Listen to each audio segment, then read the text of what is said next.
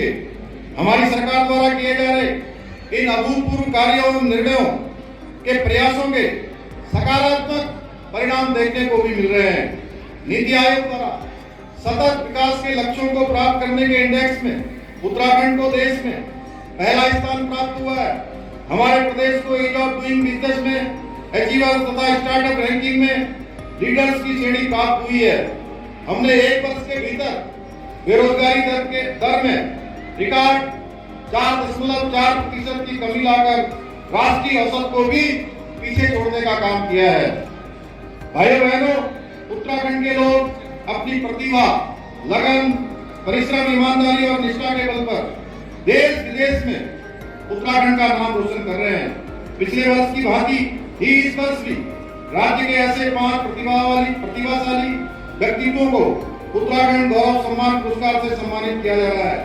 इस वर्ष उत्तराखंड गौरव पुरस्कार से सम्मानित होने वाले भारत के Chief of Defence Staff General Shri Anil Chauhan ji, Uttarakhand के जाने माने लोक गायक श्री प्रीतम मलटवाण जी, समाज सुधारक एवं आध्यात्मिक गुरु माता श्री मंगला माता जी, अभिनेता श्री हेमंत पांडे जी और बीते 3 दशकों से चिकित्सा क्षेत्र में अपना योगदान देने वाले चिकित्सक डॉक्टर महेश उड़ियाल जी को मैं हार्दिक बधाई एवं शुभकामनाएं देता हूँ। भाइयों बहनों, आज के इस अवसर पर मैं निम्न घोषणाएं भी करना चाहता हूँ कि राज्य में सड़क दुर्घटनाओं को प्रभावी रोकथाम हेतु विभिन्न विभागों को साथ लेकर समग्र नीति बनाई जाएगी। राज्य में आपदा के कारण मार्ग एवं पुलों के बह जाने की दशा में यातायात को तुरंत सुचारू रूप से संचालित करने के उद्देश्य से हेतु बैरिकेड स्थापित किए जाएंगे। उत्तराखंड राज्य में महिलाओं का समग्र विकास सुनिश्चित करने हेतु महिला नीति यथाशीघ्र अधिसूचित की जाएगी। आगामी राष्ट्रीय खेलों में उत्तराखंड के जो खिलाड़ी मेडल जीतेंगे उनको पुरस्कारों हेतु नियत धनराशि के बराबर उतनी ही धनराशि राज्य सरकार द्वारा अतिरिक्त रूप से दी जाएगी। उत्तराखंड से बाहर देश के दूसरे राज्यों में रहने वाले प्रवासियों हेतु राष्ट्रीय उत्तराखंडी प्रवासी दिवस यानी कि प्रतिवर्ष नवंबर माह में आयोजित किया जाएगा, जिसकी हमने इस बार शुरुआत की है। तथा विदेशों में रहने वाले प्रवासी उत्तराखंडियों के लिए अंतर्राष्ट्रीय उत्तराखंडी प्रवासी दिवस प्रतिवर्ष जनवरी माह में आयोजित किया जाएगा। 50 एवं उससे अधिक जनसंख्या वाले सभी गांवों को एक नियोजन के तहत 2030 तक सड़क मार्ग से जोड़ा जाएगा। राज्य में युवाओं के सर्वांगीण विकास के लिए एक विशिष्ट युवा नीति बनाई जाएगी। सड़कों की गुणवत्ता सुनिश्चित करने हेतु कॉन्ट्रैक्टर एवं अभियंताओं का उत्तरदायित्व निर्धारित करने के लिए विशेष प्रक्रिया बनाई जाएगी। महिलाओं को प्रसव के दौरान जच्चा बच्चा की देखभाल हेतु मुख्यमंत्री जच्चा बच्चा प्रोत्साहन सहायता प्रदान करने के लिए कार्रवाई प्रारंभ की जाएगी। भाइयों बहनों, मुझे पूरा विश्वास है कि आज से प्रारंभ होने जा रहा राज्य स्थापना का ये रजत जयंती वर्ष उत्तराखंड को देश के अग्रणी राज्य बनाने की दृष्टि से ऐतिहासिक वर्ष साबित होगा। मैं आज के इस अवसर पर आप सभी को एक विश्वास दिलाता हूँ कि हमारी सरकार उत्तराखंड को देश का श्रेष्ठ राज्य बनाने के लिए विकल्प रहित संकल्प के मूल मंत्र के साथ निरंतरता और ध्येय के साथ काम करती रहेगी।